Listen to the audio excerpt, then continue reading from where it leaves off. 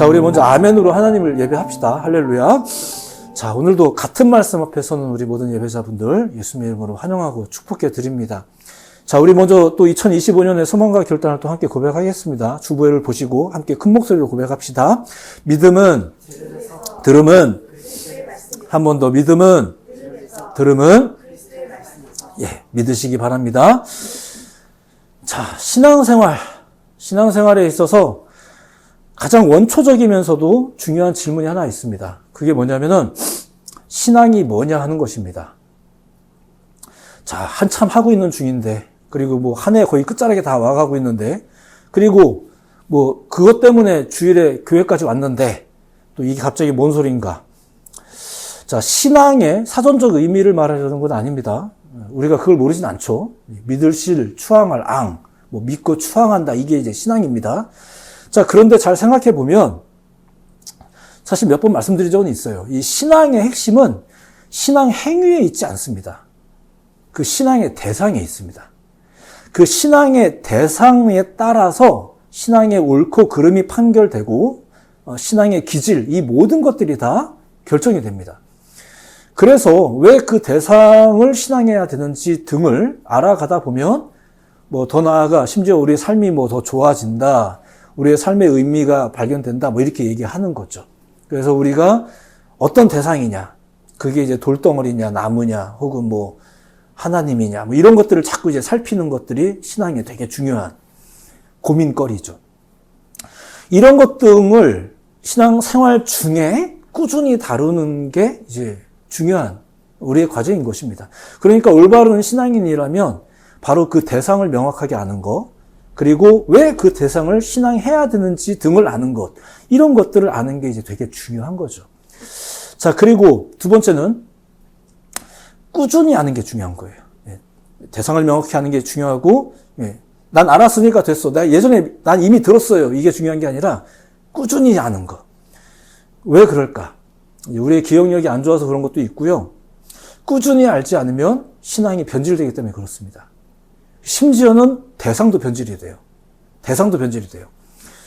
이게 무슨 말인가? 사실 그 변질의 핵심이 그겁니다. 대상을 변질시키는 거예요. 우리의 기질도 변하는 것도 그렇지만 대상을 변질시키는 것까지가 사단의 최종 목적입니다. 진짜 그 대상이 변하는 건 아니에요. 하지만 그 대상에 대한 우리의 인식이 변하게 되죠. 저는 개인적으로 평생을 그 사람이 그런 사람인 줄 알았어요 라고 말하는 사람들의 이야기를 전 들은 적이 있습니다. 여러분들도 아마 그런 이야기 많이 들어봤을 거라 생각해요.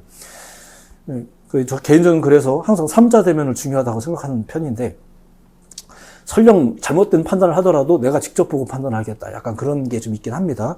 뭐 제가 본다고 바르게 판단하겠습니까? 하지만 어쨌거나 그렇게 그 대상이 그런 줄 알았어요 라고 하면서 평생을 사는 사람들을 많이 보곤 하죠. 우리 인식이 그렇게 변질이 되곤 해요. 예수님이 자신이 떠난 후에 이제 세상에 일어날 일들, 특별히 이제 종말의 때에 성도들이 겪게 될 일을 이렇게 설명하신 적이 있거든요. 그때 그분이 하신 설명 중에 그분이 언급하셨던 게 하나가 있습니다. 이거 언급하면서 경고를 했죠. 뭐냐면은 적그리스도의 존재예요. 적그리스도의 존재. 그러니까 예수님은 소위 자신의 아류가 등장할 것을 짐작을 하셨던 거예요. 그리고 그 사실을 미리 제자들에게 말하면서 야, 그런 존재를 경계해라, 이렇게 가르치셨다는 거죠. 예수님도 예상을 하시는 거예요. 본질적 대상이 변질될 수 있다는 것. 진짜 본질인 대상이 떠나고 나면 이렇게. 자, 이쯤 되니까 사람들이 이제 궁금한 게 있죠. 실제로 많은 사람들이 이거 궁금해했거든요. 그럼 계속 같이 계시지 왜 계속 살아 계시지 이렇게. 자, 이건 조금 다른 주제이긴 하지만 조금만 보자면, 그러니까 육신으로서 예수님이 부활하신 후 떠나신 것은 그저 그분의 임무를 다 마쳤기 때문에 이제 나 몰라라 하고 가신 게 아니에요. 그냥 방치하고 떠나신 게 아니란 말입니다. 오히려 성경에서는 예수님께서 승천하신 후에도 어떤 사역에 매진하고 있다라고 성경은 소개를 하고 있어요. 히브리서에 이런 말씀이 있습니다. 지금 우리가 하는 말의 요점은 이러하니 곧 우리에게 이러한 대제사장이 계시다는 것이라. 그는 하늘에서 지극히 크신 이의 우편 보좌 우편에 앉으셨으니 성소와 참 장막에서 섬기는 이라. 예수님께서 부활 승천하신 후에도 하늘 지성소에서 우리의 대제사장으로서 새로운 사역을 행하고 있다. 이렇게 이제 히브리서가 말하고 있는 거예요. 대제사장이 하는 최고의 사역이 뭡니까? 중보사역이에요, 중보사역. 요한복음에 보면 예수님이 직접 이렇게 말씀하셨던 적도 있습니다. 내가 너희를 위하여 거처를 예비하러 가노니 가서 너희를 위하여 거처를 예비하면 내가 다시 와서 너희를 내게로 영접하여 나 있는 곳에 너희도 있게 하리라. 그러니까 예수님이 우리를 떠나신 것은 새로운 거처를 준비하려고라고 이제 말씀을 하신 바가 있습니다. 그러니까 정확히 가서 뭘 하신다는 얘기인지는 우리가 알기는 어렵습니다. 하지만 이런 증거들에 따르면 잘 가신 거예요. 잘 가신 거예요, 오히려. 당장은 아쉽지만. 제자들이 막 되게 아쉬워했잖아요. 왜 가시냐고 막 이러고, 하늘 쳐다보고. 근데 문제는 뭘까? 이 세상에서 육신으로서 예수님이 쭉 함께 계시지 않다 보니까 내가 한 말로, 언제 다시 온다고 하셨으니까, 내가 한 말로 나를 빙자하는 아류들이 등장할 거다. 이 얘기를 예수님도 미리 아셨다는 거예요. 그럼 어떻게 해야 될까? 그래서 성령이 오신 거죠. 그래서 성령이 오셔서 내가 한 말을 생각나게 할 것이고, 내가 왜 왔는지도 알게 할 것이고, 너희가 이미 가지고 있었지만 오해했던 그 율법들을 새롭게 알게 할 것이고, 그래서 성령이 오신 거잖아요. 그 성령이 오셔서 육신으로 오셔서 명확하게 보여주신 이후에는 이제는 육신의 제한을 받지 않는 하나님이 오셔서 그 성령이 올바른 교훈의 말씀을 꾸준히 공급해 주시는 거예요. 성령과 성경이 알게 하는 바를 따라서 꾸준히, 그러면 헷갈리지 않는 거예요. 그래서 신앙이 순전하게 유지가 되고 풍성해지려면 그 본질을 꾸준하게 공급해 줄 수 있는 유일한 존재, 그게 하나님이에요. 성령, 그리고 성경. 선제적이든 후속적이든 꾸준하게. 우리가 왜 이런 고민을 해야 되냐면은, 우리가 사는 이 세상이 무언가 변질되는 것이 굉장히 자연스러운 곳이라 그렇습니다. 가만히 내버려 두면 가만히 그대로 있을 것 같은데 그렇지가 않잖아요. 물건도 그렇고 상황도 그렇고 인간의 사상도 그렇고 심지어 인간 자체도 그렇습니다. 자꾸 변합니다. 자꾸 변해요. 좋게 변하면 좋지 않은가 싶지만 이건 우리의 기대고요. 그렇지가 않아요. 대부분 나쁘게 변합니다. 가만히 내버려 두면 더 좋아지는 경우는 자연 정도? 그렇습니다. 예. 난리가 난 것 같지만 알고 보면 자연은 그게 다 회생 과정이거든요. 이제 이런 것들이 있죠. 그래서 오히려 우리의 삶에서는 꾸준히 다루어야 변질되지 않는 것들이 더 많습니다.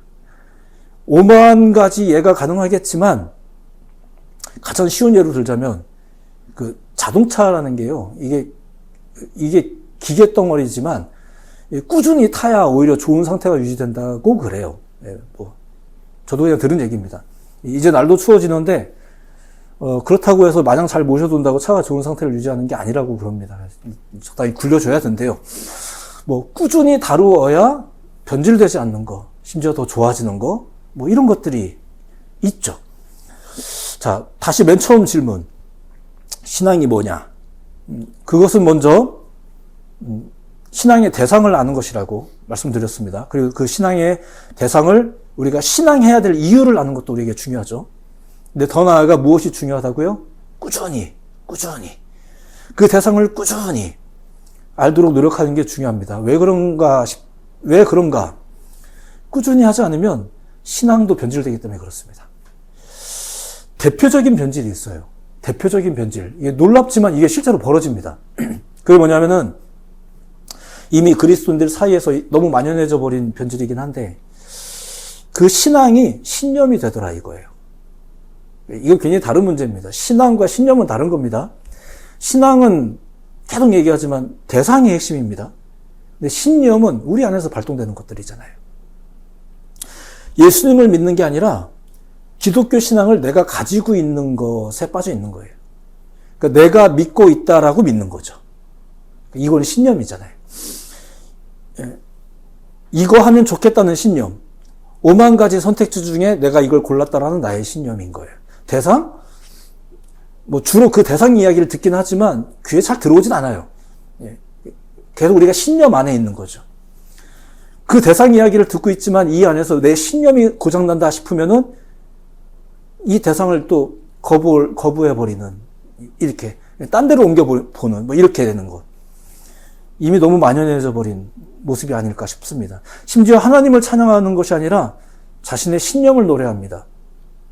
우리의 노래 가사가 상당 부분 그런 게 많죠. 그게 찬양인 줄 알아요. 이런 게 변질이란 얘기예요.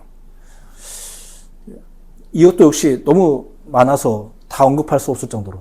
이렇게 변질에 관련된 문제의식을 우리 그리스도인들이 가지지 않으면, 이게 뭐 한도 끝도 없어요. 이걸 설명하고 예로 들 만한 게.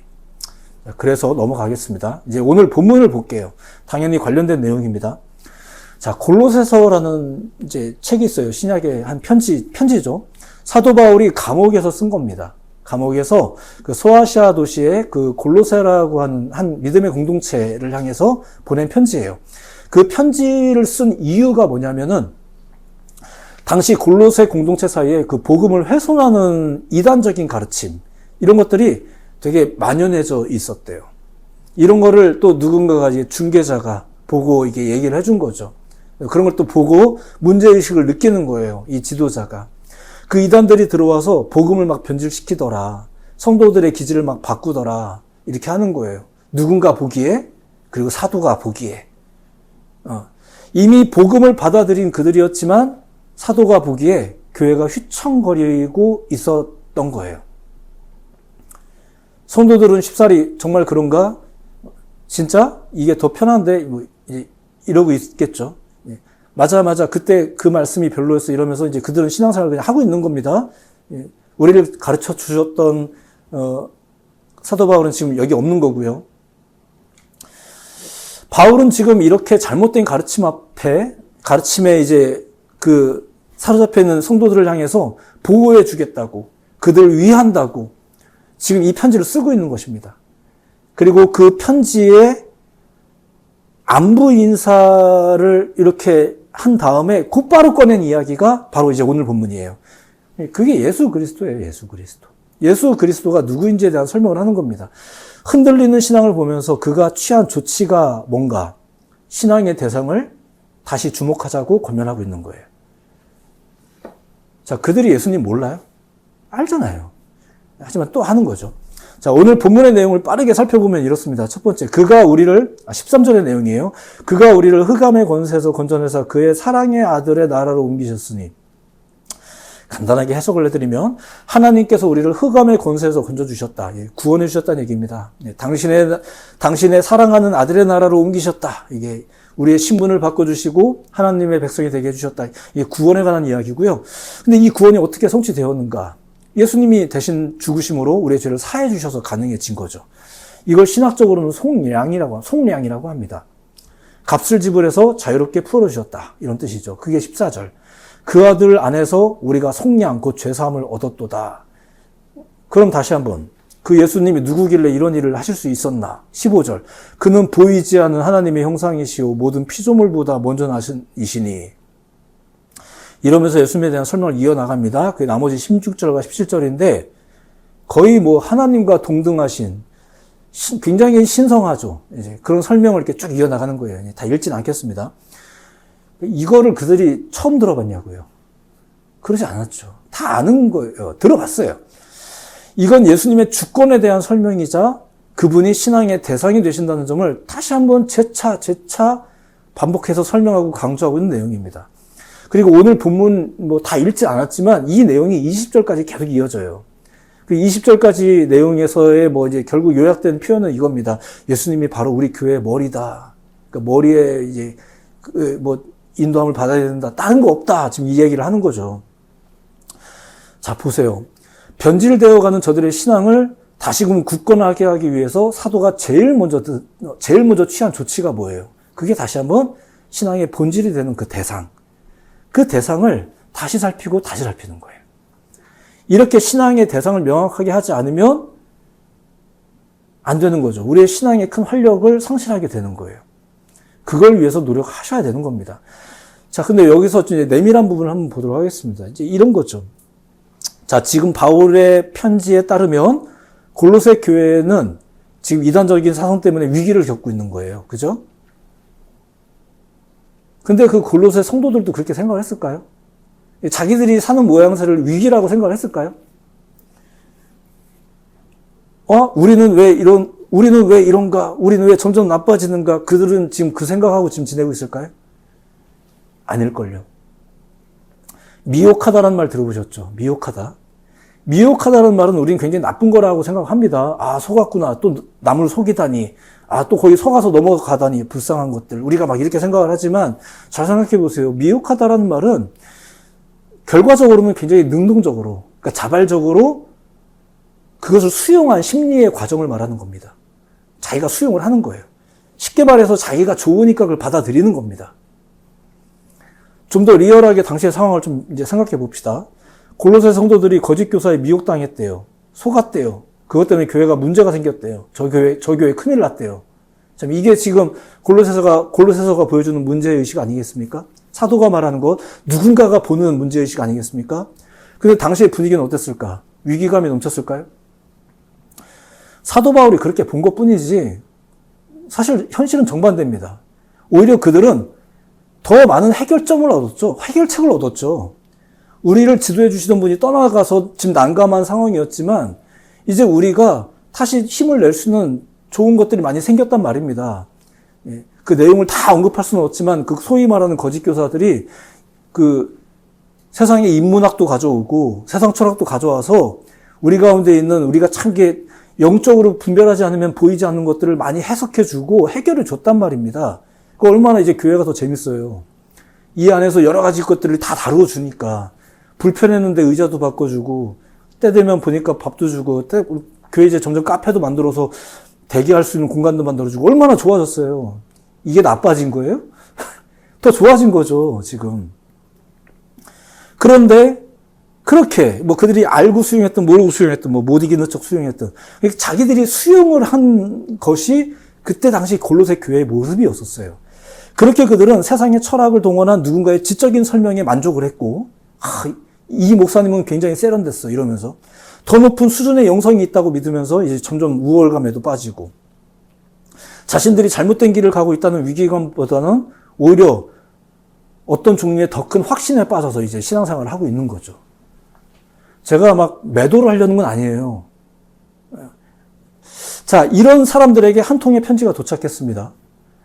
바울이 보낸 거죠. 옛날 우리 지도자. 근데 그 내용을 보니까 어때요? 자신들의 만족감을 정면으로 부정하는 내용이에요.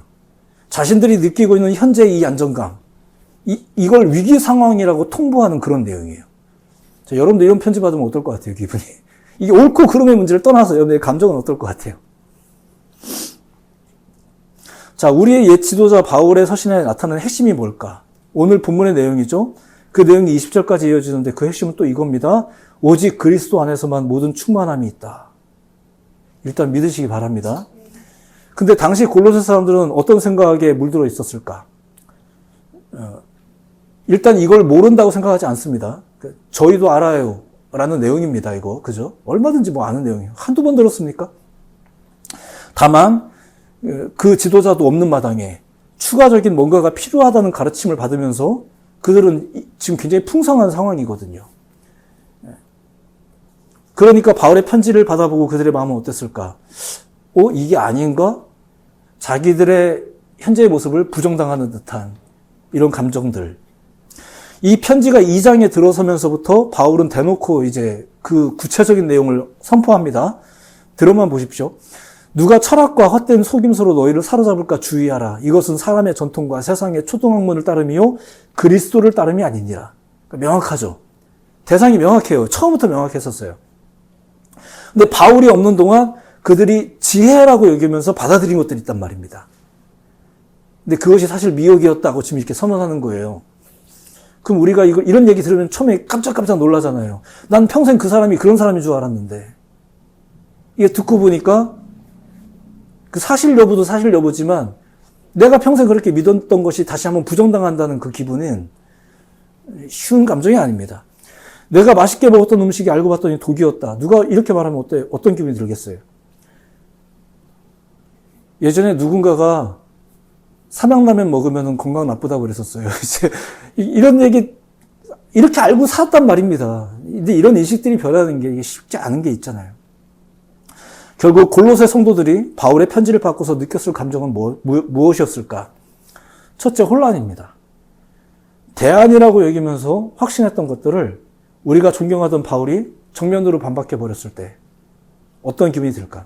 자, 두 번째는 실망감이에요. 자, 이 실망감은 놀랍게도 지금 자신들이 내가 미혹당한 거였어? 여기에 대한 실망감이 아니라 바울에 대한 실망감이에요. 예전에는 이분이 말씀하실 때 우리가 아멘, 아멘 했는데, 아멘이 쉽게 나왔는데, 똑같은 분이 똑같은 얘기를 하는데도 불구하고, 왠지 나는 예전처럼 쉽게 아멘이 안 나오는 거죠. 왜 그럴까요? 한 번도 변하지 않은 바울의 가르침이 오히려 깊이가 부족하다거나, 고리타분하다거나, 이렇게 느껴지는 거예요. 저분은 맨날 저 얘기만 해.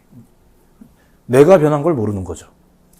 세 번째는 그래서 결과적으로 거부감입니다. 분명히 처음에는 사도 바울이 우리에게 참 고마운 사람이었어요. 하지만 지금의 자신들을 향한 이 부정하는 듯한 그의 메시지는 이전의 고마움보다는 복합적인 혼란을 더 안겨주죠. 그리고 그것이 이제 거부감까지 이어집니다. 이 거부감이 단순히 사람에 대한 거부감이 아니에요. 신념을 지키기 위한 거부감이란 얘기예요. 신앙 때문에 거부감을 가지지 않아요. 신앙 때문이면 거부감을 안 가지죠. 그렇지 않겠습니까? 신앙 때문이면 오히려 고마워하죠. 맨날 들었던 얘기를 또 해줬지만 또 고맙죠. 신앙 때문이면. 근데 신념 때문이면 상처가 돼요. 희한하게 예수가 나한테 상처가 돼요. 또 예수야? 또 저 얘기야? 왜 이게 상처가 될까요? 우리가 사실 많이 느끼는 감정이잖아요.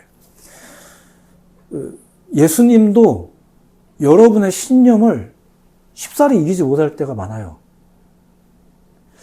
자, 그러니까 골로새 성도들을 향한 이 바울의 편지가 그들에게 마냥 고마운 편지였을까? 이건 좀 낭만적인 생각입니다. 자, 단순히 지금 앞서 잠깐 말씀드렸지만 골로새 교회라는 특정한 교회를 매도하려고 이런 말씀 드리려는 게 아니에요. 거의 예외 없이 우리가 사는 세상이 그렇기 때문에 그렇습니다. 오늘날까지 이어져 오는 이 세상의 기질 같은 우리의 본성 같은 그런 것들이죠. 이런 것들이 계속 무언가에 의해서 계속 자극받지 않으면, 무언가에 의해서 꾸준하게 설득당하지 않으면, 무언가에 의해서 꾸준하게 우리가 배우지 않으면, 공급받지 않으면 그 무언가는 사라진 채 우리의 신념만 남아서 교회를 하고 여기 우리끼리 둘러앉아서 벽 치고 우리끼리 앉아서 새 가족이 들어온 것도 싫어. 우리끼리 앉아서 우리끼리 만족하는 신념 공동체로 변해가는 거예요. 조심스럽지만 매도하려는 게 아니라 조심스럽지만 오늘날의 우리 교회가 우리 스스로에게 이 질문을 계속 던져야 되는 것이 아니겠는가라는 게 오늘 이야기의 핵심입니다. 모르는 얘기 또 한 거 아닙니다. 다 아는 거 합니다. 그런 세상에 그런 나라에 무슨 일이 벌어진 건가? 오직 예수만 말하는 한 사도의 편지가 도착한 겁니다. 사실 그들도 처음부터 들었던 그 이야기를 담고 있는 그 편지. 그 편지를 들고 마음 한켠에는 고마움도 물론 있지만 혼란스러움도 있죠. 바깥에 사도 바울 이렇게 써 있으면 괜히 반갑기는 해요. 근데 그 내용을 읽어보면 또 이게 또 심란하단 말입니다. 앞으로 어떻게 해야 될지는 골로새 교회의 과제이겠죠. 제가 궁금해서 찾아봤더니 실제로 이 편지 이후에 골로새 교회가 어떻게 됐는지에 대한 그 어떤 문헌도 없더라고요. 그 어떤 문헌도 없어요. 그래서 이게 오늘날 우리들을 향한 이야기가 될 수 있는 거예요. 어쨌든 바울의 편지는 누군가에게는 분명히 위로가 되었을 겁니다. 하지만 누군가에게는 계속해서 부담이 되었겠죠. 자, 오늘의 말씀은 또 이렇게 정리합니다. 누군가에게는 최고의 위로, 누군가에게는 계속되는 부담. 놀랍게도 그게 예수예요. 그게 예수예요. 그 예수가 자신의 신념을 막 뒤흔들어요. 만약에 자기에게 다른 신념이 없었다면 차라리 예수가 쉽게 들어갔을 거예요. 아, 그런 분이 계셨어요? 라고 했을 거예요. 근데 신념이 들어가 있으면 오히려 어렵죠. 자꾸 충돌이 됩니다. 우리가 하는 것이 신념인지 신앙인지 이걸 분별하려면 그 핵심이 되는 걸 꾸준히 주목해야 됩니다. 그게 바로 예수 그리스도. 맨날 듣던 그 이름이죠.